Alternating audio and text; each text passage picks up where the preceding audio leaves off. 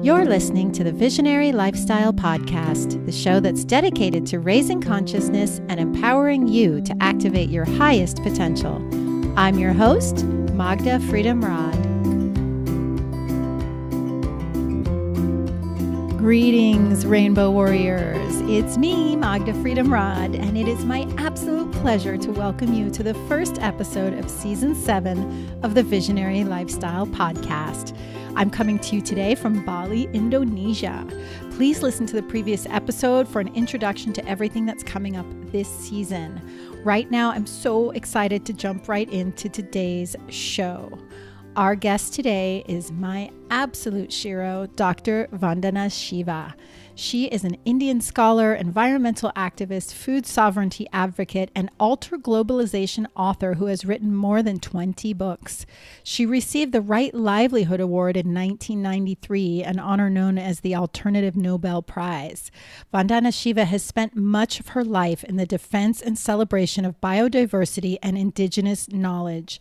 She has worked to promote biodiversity in agriculture to increase productivity, nutrition, farmers' incomes, and it is for this work that she was recognized as an environmental hero by Time magazine in 2003.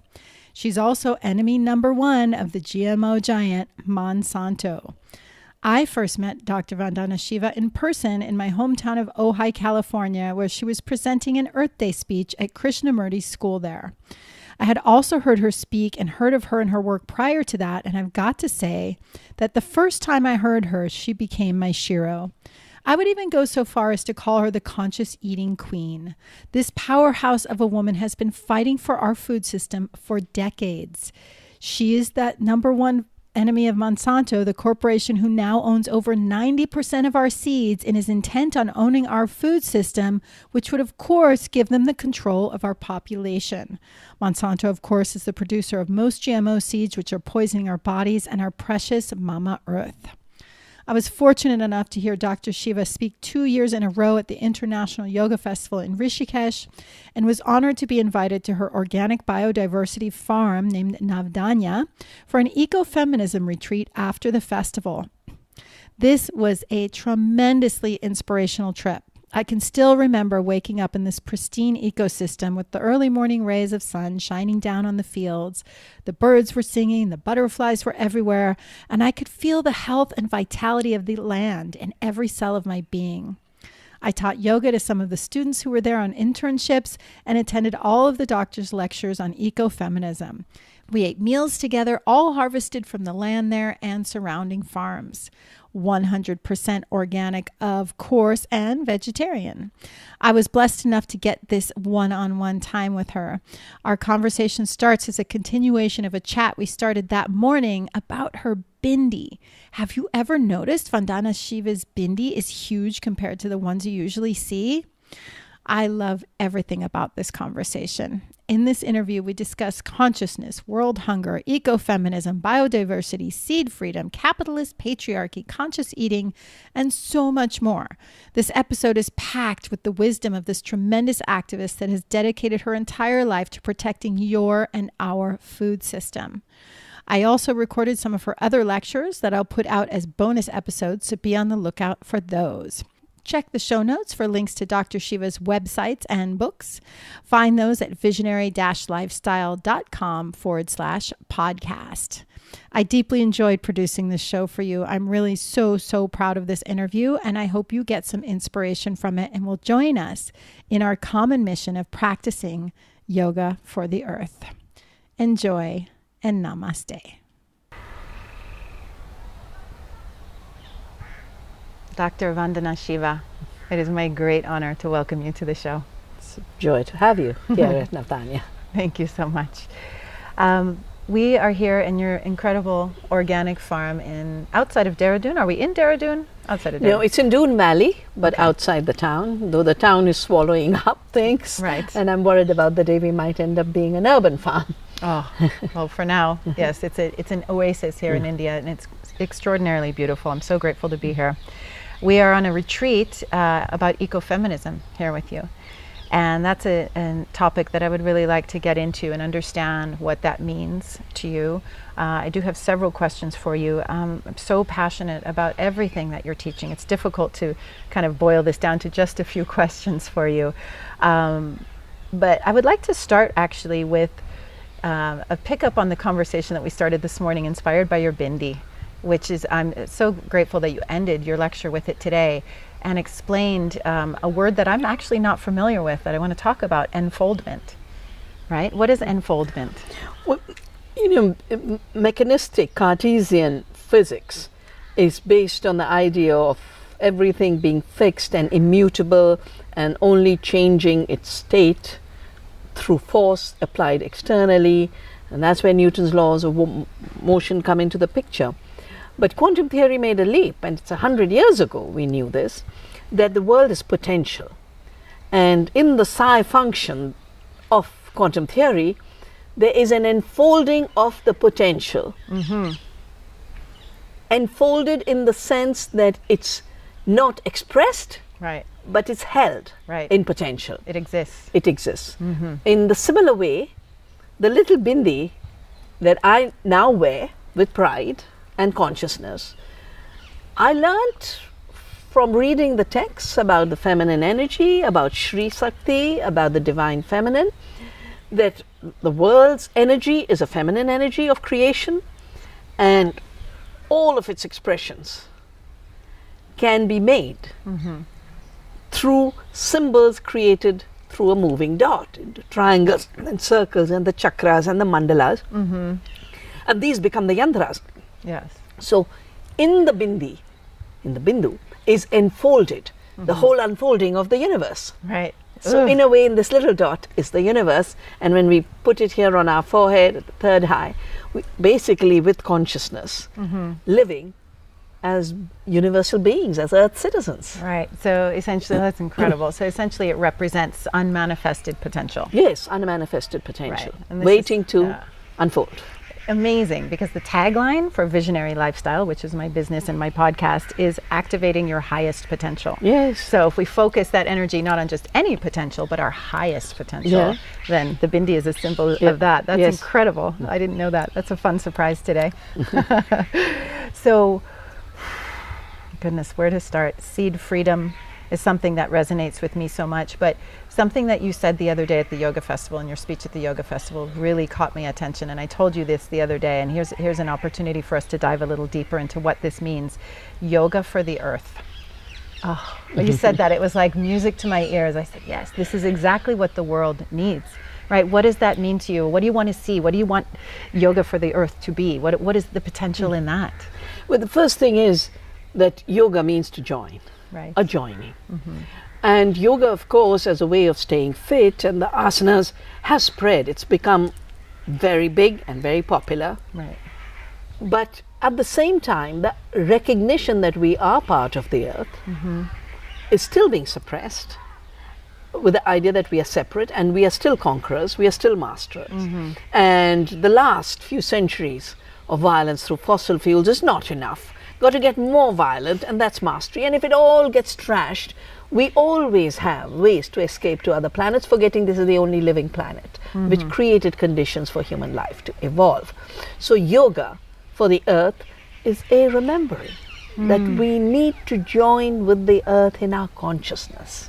We'll never be separate from the earth ecologically, otherwise we wouldn't be able to breathe, we'd be dead. Right. We wouldn't have water to drink, we'd be dead. We wouldn't have food to eat. If we were truly materially separate from the earth, we wouldn't be alive. We are in our heads separate, Right. but that's under illusion. So the first yoga is a connection in consciousness. The second yoga is the actions. The yoga of action with the earth is to recognize that human beings weren't created with only the potential to harm the earth, to violate the earth, to spray poisons on the earth, to bring bigger and bigger machines to dig up the earth and mine from the earth and extract from the earth, that we have the other potential through our work to care for the earth. Right.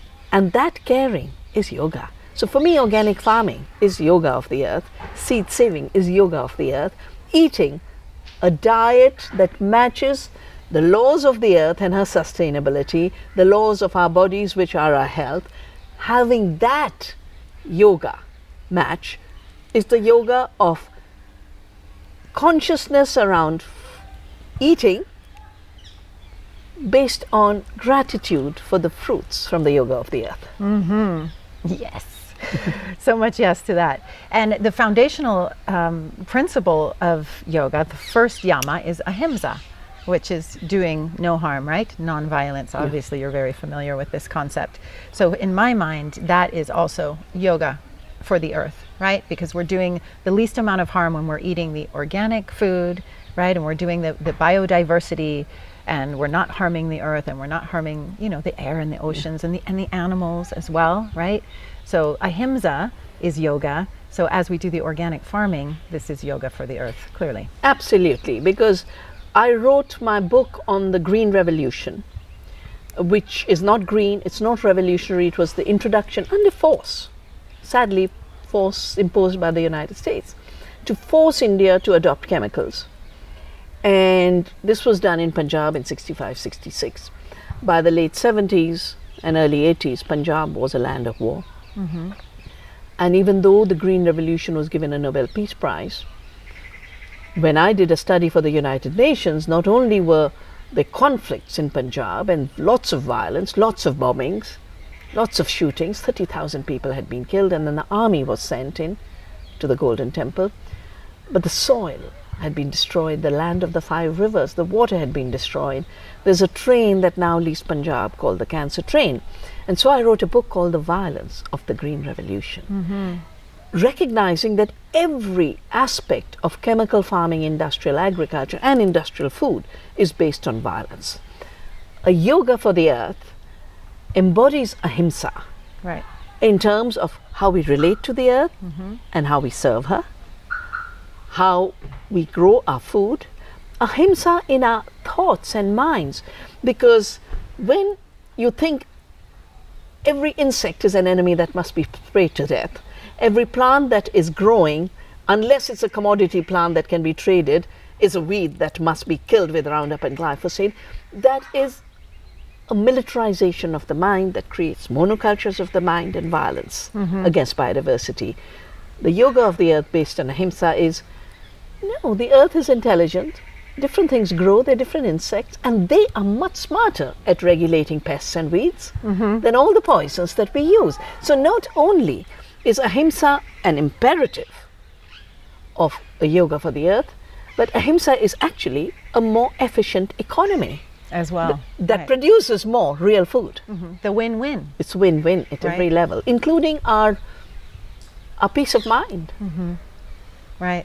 And as we practice yoga and meditation and everything that falls under the umbrella of yoga, we come more to center, and we come more to recognize what is necessary and our union. We recognize our union, and through that, we recognize that it's our responsibility to take care of the earth. You know, to declare the war against the earth is to pit the earth against ourselves and to forget that we are part of the earth. Right. We are not separate from her. Right. And we are not her masters, we are not her conquerors.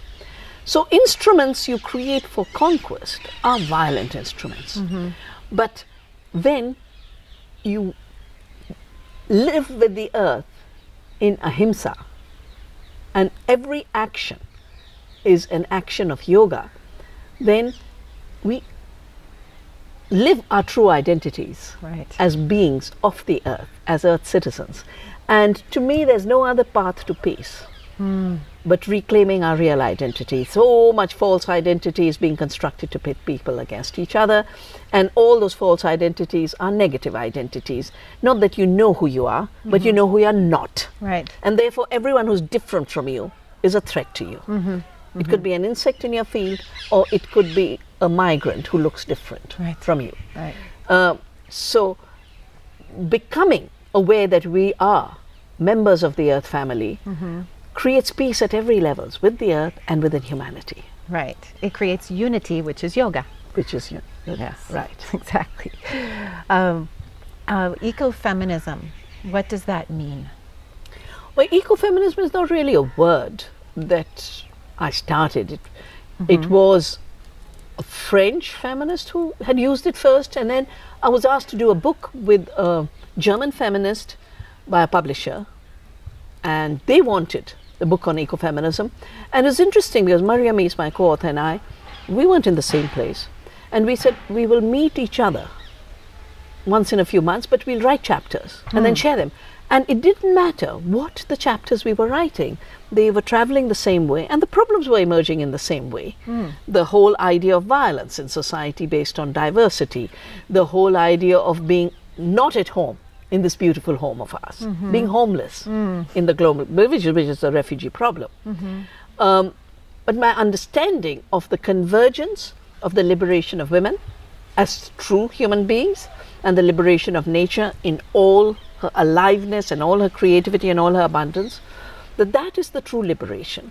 And it's the same liberation because we are not separate from the earth. Right. And it's our creativity and the creativity of the earth that's been denied with a few centuries of fossilized, masculinized capitalist patriarchy based on violence and domination. Domination over the earth, domination over women, declaring both as dead and inert and passive, and becoming afraid of the fact that there is freedom and life in nature, and women are alive and free, and that fear translates into the violence against women. So, for me today, ecofeminism is nothing more than removing the blinds of all the illusions that have been put as burdens on us, as well as living our fullness, living our full potential. And the common roots of ecofeminism? The common roots of ecofeminism are life, creativity, care, giving, unconditional love. Sounds like yoga to me. Yeah, it's all yoga, one of my favorite hashtags. You've written about and talked much about organic as the solution to world hunger. World hunger is one of the top 10 reasons I give to people to practice a conscious eating diet. I think it's something that needs a bit more of a spotlight on it, that world hunger is connected to our food choice. Can you talk a little bit about why organic is the solution to world hunger? Every assault on the earth and an assault on the food system that creates hunger has been justified in the name of removing hunger. Right. So I recently did a book, Who Really Feeds the World? It is written for the Expo, which was dedicated to feeding the world.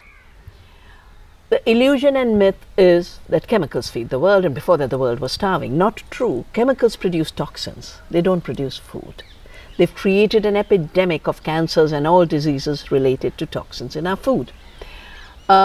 Chemical agriculture is based on monocultures. Monocultures are hugely inefficient in terms of the use of land. On the same piece of land, like on this farm, we have fields that are growing 3 crops, 5 crops, 9 crops, 12 crops. The higher the diversity, the more the production of food and nutrition per acre. When you get chemicals, you get monocultures. Increasingly, chemical monocultures don't produce food at all. They're producing nutritionally empty commodities full of toxics. Most of the time, these are not feeding people. 90% of the corn and soya grown in the world today is going for biofuel and for animal feed. Wow. Do you happen to know, sorry to interrupt, do you happen to know the statistic of what percentage goes to the animals and which goes to biofuel? I think it's about 70% to animals and about 20% to biofuel, and both work because they are hugely subsidized. Right. It's the subsidies that make that system work. Overall, only 30% of the food that we eat comes from industrial chemical farms. 70% comes from small farms, largely women-led small farms. Now, if we went organic, we would grow more food with less cost.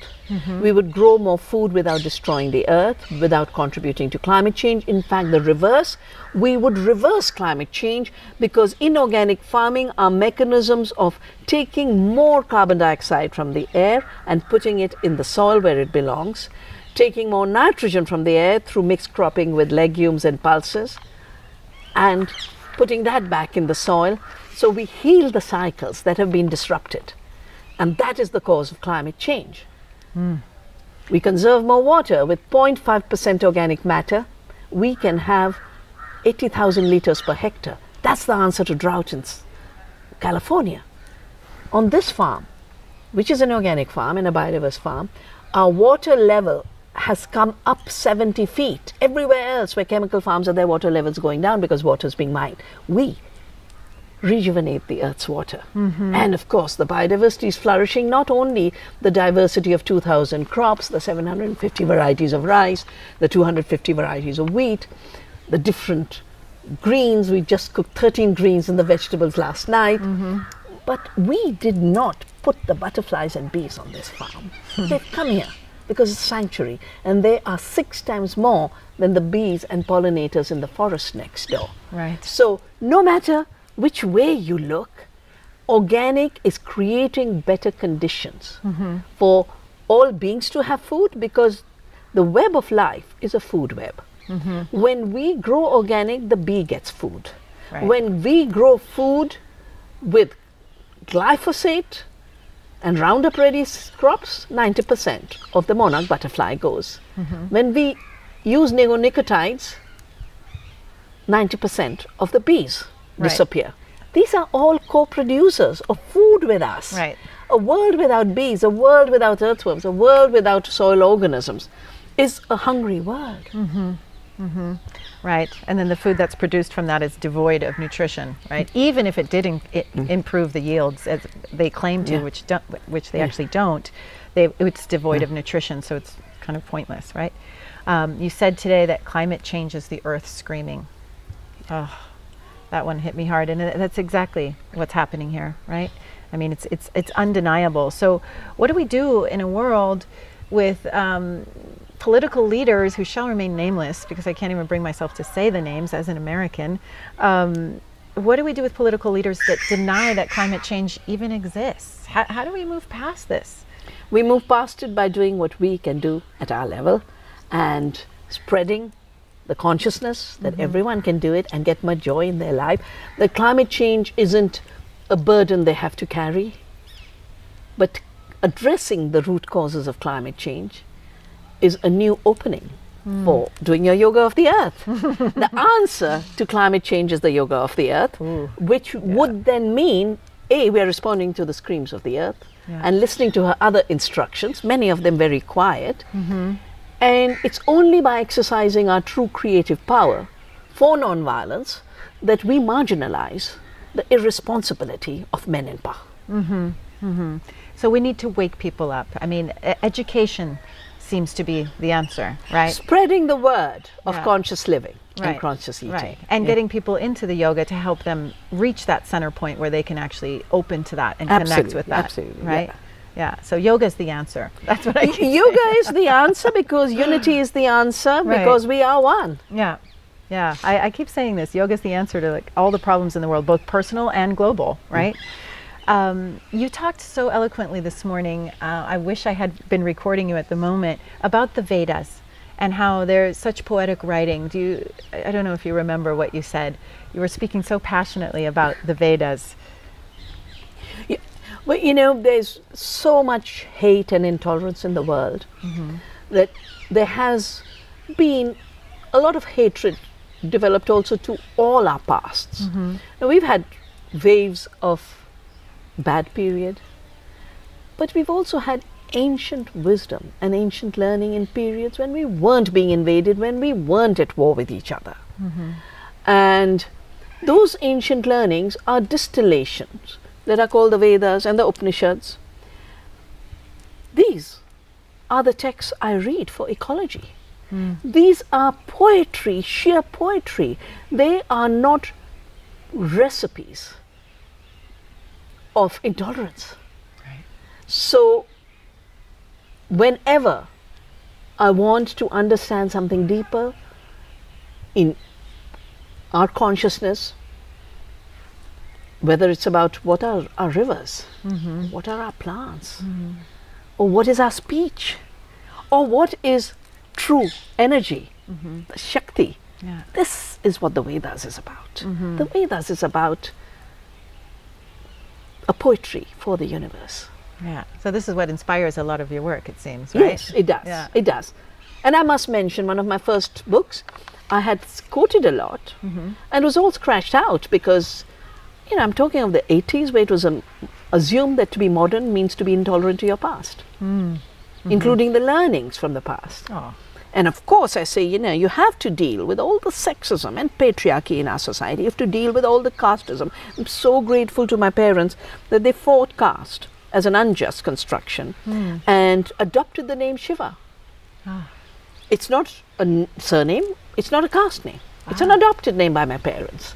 Beautiful. And we have to deal with all of those injustices. But it would be crazy to throw away the roots of deep learning about who we are and how to live the right way. Yes, yes. Oh my goodness, yes. One more thing I want to touch on is you call it externalities. I call it true cost. Yes. I'm talking about the same thing. Yeah. Can you talk a bit about what that means? Yeah. So we have such manipulated economics. Economics comes from the same root as ecology. It comes from oikos, the Greek word for home.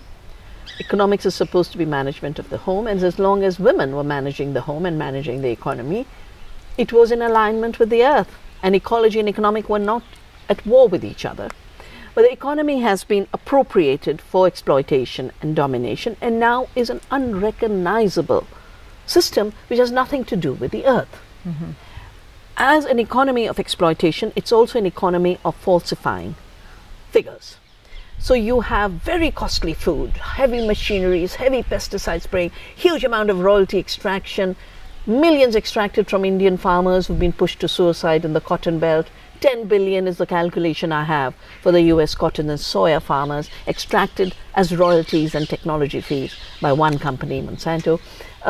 This hugely costly system, which then spends huge amounts of water and energy to take value out of food and put more additives into food, and then make the planet sick with climate change and make us sick with junk food. All of that is the true cost. And if you were to take that true cost into account, this food is not cheap. Right. It's very costly for the earth, and the earth is saying, it's costly. Right. Stop doing this to me. It's very costly for our children, who are so sick today. It's very costly for the farmers, the small farmers who have been wiped out. So we have a false price, a fake price. We need to have the true cost. The true cost includes all costs, including those that are left out, which is called externalities. Right. They're not on the spreadsheet. They're not on Right. the spreadsheet. So They're left for nature and society to carry the burden. Right, exactly. And so that 99-cent hamburger is not 99 No, cents. The no, value no, of that no. should be much higher. Much right? higher. But it should be much higher, not in terms of rewarding someone who has caused violence to animals Right. and given us bad food. It should be a tax. Right. It should be a tax on killing the earth. It should be a tax on giving in health, which is why now there is more talk about a health tax on soft drinks. There's more and more talk about highly processed foods having a health tax. So all of this needs to be taken back and given back. Then for the person, instead of being rewarded with a higher price, they would have to pay a price. That's true cost accounting. Right. Yes, that it needs to happen. That's good to know that we're moving in that direction. We need to support those initiatives when we see them. I would like to talk about conscious eating a bit more. This is something that I'm very passionate about, that I talk about. As I've told you, I approach it through the lens of ahimsa, and I call it self-love, animal love, and planet love. I wonder, and I asked you a question about this at the yoga festival the other day about animal agriculture, and I just asked you another question about that, and trying to get the statistics about the soy and basically the raping of the Amazon rainforest to plant all the GMO crops to feed the animals, right? Is it not a giant leap to say that the less animals we eat, the better off we are ecologically? Well, first of all, the heavy dependence on eating meat is a part of the illusion that that's more healthy, and somehow vegetables are not enough for you, and that there's no protein in pulses and plants. The second is the huge subsidies that are going into the factory farming system and the animal feed system are what is making huge dependence on meat, which is then promoted in a very, very big way, a very, very profitable system. Now, India is a civilization which has had the sacred cow at the center of agriculture. Now, the sacred cow at the center of agriculture is integrated with the trees, is integrated with the plants. We grow every crop with grain for us and straw for the animals. They're now growing crops with just grain for us, animal feed and biofuel, and no straw. Yeah. But cows have 4 stomachs because they're called herbivores. Herbivores means they like herbs. Right. They didn't ask for beans. They didn't say, give me GM soya bean. Right. And we need to recognize Or what corn. their Yeah. nature's like. The fact that areas of Brazil, the forests have been chopped down to grow more and more soya and to grow more and more animals for export, is a very big part of the ecological problem. So conscious eating is, first of all, knowing what your body is, which is something we've been made to forget because our bodies have been handed over to others. And they've been reduced to machines. Food has been reduced to fuel. And as fuel, you know, today you can use ethanol, tomorrow you can use biodiesel, one day you can use petrol, no. Our bodies need nourishment. And that nourishment means diversity. And that diversity comes from local systems. And most of it comes from plant systems. So these giant productions of animals for eating is an absolutely unecological way to live. It is an abusive way to treat animals, but it's also neglecting the real bounties of nutrition that the biodiversity of plants provides us. Yes, thank you for that. I know you've written a book on water wars. I wasn't aware of that until today. That is something that another one of the reasons that I give to people to move towards conscious eating. Can you talk just briefly about the water wars? What is happening with water? What's the issue? It used to be said that the future wars will be fought around water. But I have watched wars around water now. Whether it is Punjab and the rivers of Punjab, the Satluj, or down south between Karnataka and Kaveri, and Karnataka and Tamil Nadu around the Kaveri, there are water wars today. Now these water wars weren't there in the past. They've come up because the chemical farming has spread. Chemical farming is very demanding of water. My studies in Punjab showed that to produce the same amount of food, you use 10 times more water. So you mine more groundwater, therefore the groundwater is disappearing. You divert more rivers, therefore the rivers are dying. And all of this means we are desertifying the soil. The earth is running out of water. When water was never supposed to be a non-renewable resource. It's a renewable system. Yeah. But overusing it for the wrong kind of agriculture is creating a water scarcity. And Water Wars really is a book that goes through all the dimensions by which we are creating a water famine and all the ways in which you can rejuvenate water. Organic farming, again, is a way to conserve water. Biodiversity in organic farming is a way to build back water. The millets that are so nutritious use 250 millimeters of water, whereas irrigated paddy uses 2,000. That's why we are running out of water. And all of those huge plantations and horticulture and almond and that I see in California all require intensive irrigation. They are part of contributing to the drought, including contribute to climate change, and then are more vulnerable to that system. So water is, we are 75% water, the earth is 75% water. We could stay healthy and the earth would stay healthy if we learn how to produce everything we need without wasting our resources, polluting the water, privatizing the water, and mining the water. All we have to do is give back. And give back means give back organic matter. We then turn the soil into the biggest reservoir. We don't have to have dams made of concrete because the biggest reservoir is organic soils. Right, yes. And regarding the water, if we study organic or industrial agriculture versus animal agriculture, organic or or not, don't the animals take up even more water than even any industrialized plant crop? Animals or plants cannot take up more water than their system requires. That's limited. What takes up a lot of water in plants is the fact that you fertilize the soil. The soil now has lost its water retention capacity. Therefore, you have to irrigate again and again. And the demand for water comes from the destruction of the soils. In a similar way, the waste created, on our farm, there's no waste. The cows eat the straw and all the greens that are growing for them, and some chanang and some of the nourishing crops, and their cow dung and their cow urine is the ultimate compost, the ultimate material. And this is again from our Vedas. Organic farming is not a new thing in this country. And the Vedas have clear ways in which you can use cow urine, you can use compost to make all kinds of organic fertilizer. So it's a closed cycle. Closed loop system. Now, with that closed loop, the amount of water is the amount of water an animal drinks, like the amount of water we drink.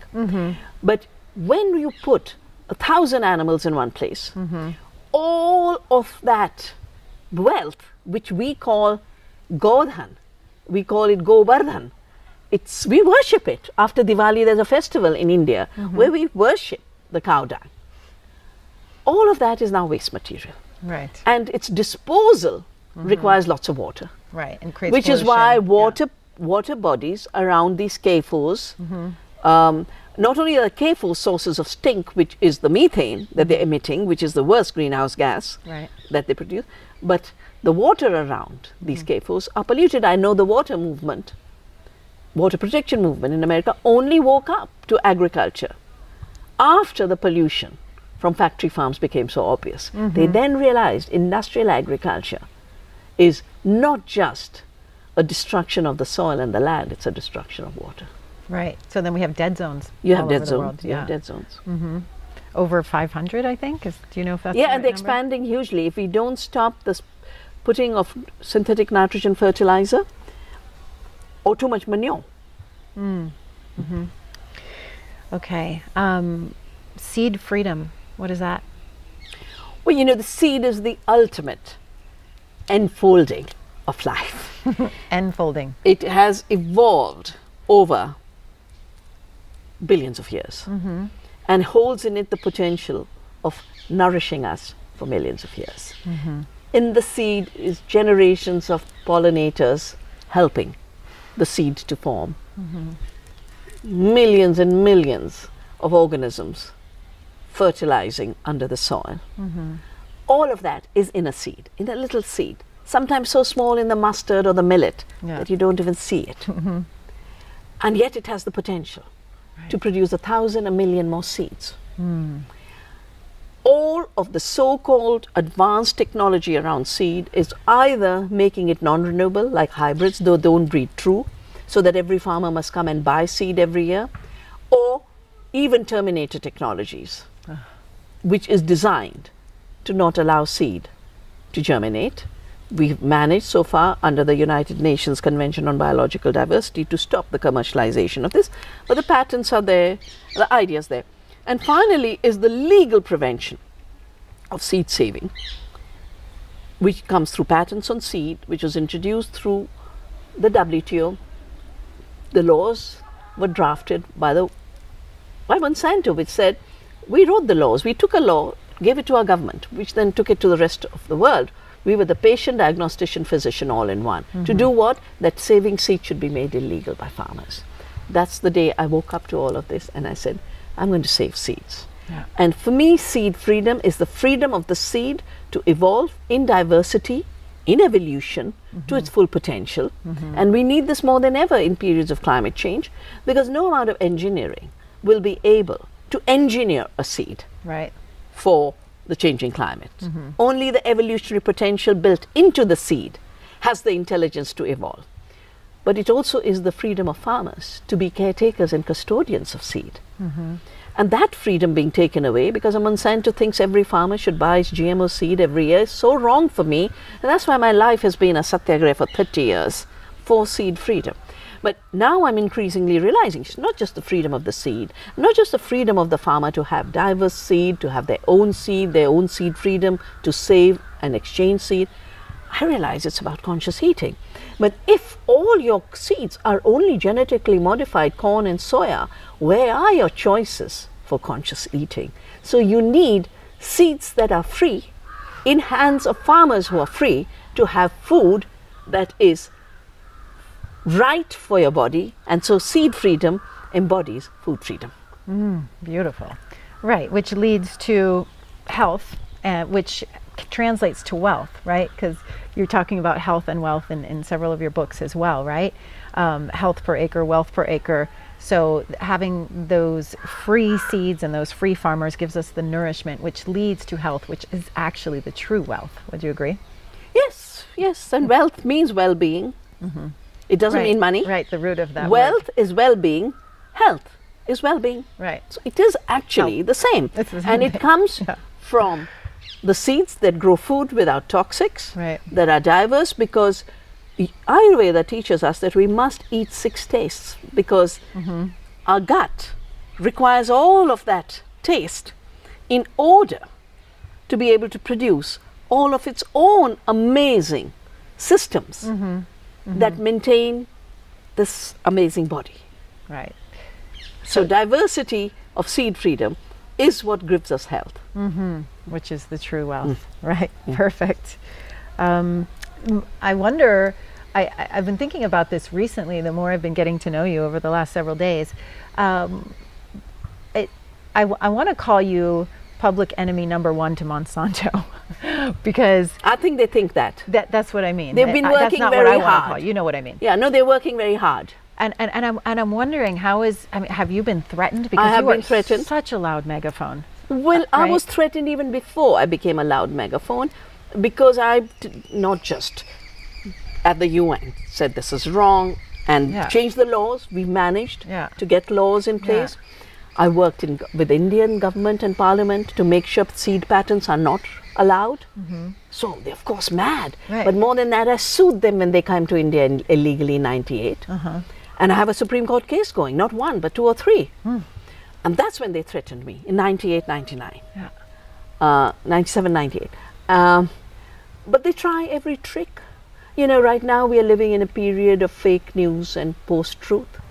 And they have huge money, which they take by stealing seed from farmers and pretending they invented it and they're the creator. And therefore, I very often joke and say, for Monsanto, GMO means God move over. We're now going to be pretending we created the seed, we'll take royalties and rents. Because they get so much money with nothing. And then collect all this royalty from farmers. Right. They can deploy huge amounts on propaganda, huge amounts on, sadly, journalists who are willing to put their name on articles ghostwritten by Monsanto. This is all out in a legal case in America on the glyphosate issue, because now glyphosate is recognized as a cancer causing. Right. Glyphosate Roundup is a carcinogen according to the World Health Organization. And after this, many cancer victims started to file suits. All of these have been merged into one case. This is now tabling a lot of documents which are called the Monsanto Papers. In the Monsanto Papers, it has come out that many journalists who were hired to attack me, the articles were ghostwritten by Monsanto. Anytime a scientist finds out glyphosate causes cancer, or that Roundup is leading to emergence of resistance, there's an attack on the scientists. So of course there have been attacks. But I think the beauty of living in alignment with the earth, which is the yoga of the earth, is living through a power that is immense. And they look so petty with all their threats. You are a force of nature. Dr. Vandana Shiva, thank you so much for your time and for your work on this earth. You are the largest, loudest megaphone that I know that is standing up and fighting for everything that I believe in personally and everything that I advocate with the work that I do. So I'm eternally grateful to you and just so deeply bow to you and recognize and appreciate you. Thank you. Namaste. Namaste. Thanks so much for answering the call to be here today. I'm so glad you're part of our tribe of activated rainbow warriors. If you found the show in any way empowering or inspiring, I would be so grateful if you would share the show on social media or with friends and family that you think would benefit from these conversations. And also, rate and review the show in iTunes. This is really the very best way to help support the show and help us get noticed by others who are looking for the sort of content that we're sharing. Now notice there are no outside ads playing here. That's because the show is supported by you, the listener. You can become a patron of the show with a small monthly donation by checking out the perks on our Patreon page at patreon.com/visionary lifestyle and signing up there. There's also a one-time donation button on the podcast page of the website if that suits you better. And just so you know, your donations help to cover the necessary out-of-pocket monthly expenses to produce the show and will also help us grow so we can inspire and educate even more people. And hey tribe, I'd love to hear from you. Visit me at visionary-lifestyle.com and please tell me your comments and questions. I really look forward to connecting with you. I love you. Namaste.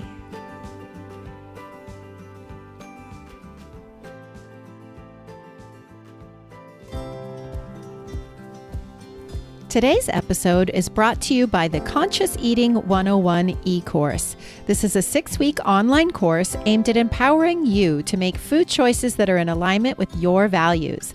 The program is based on ahimsa, also known as non-harm, and helps you make every bite that you take an expression of love, self-love, animal love, and planet love.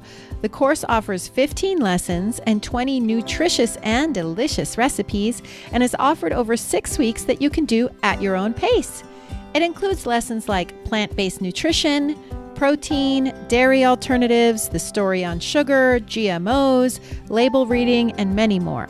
If you're looking to increase your health and happiness, balance your weight, reduce your footprint on the planet, and align your food choices with your values, or are interested in being part of the solution to huge world problems like climate change, rainforest destruction, and world hunger, then this is the course for you.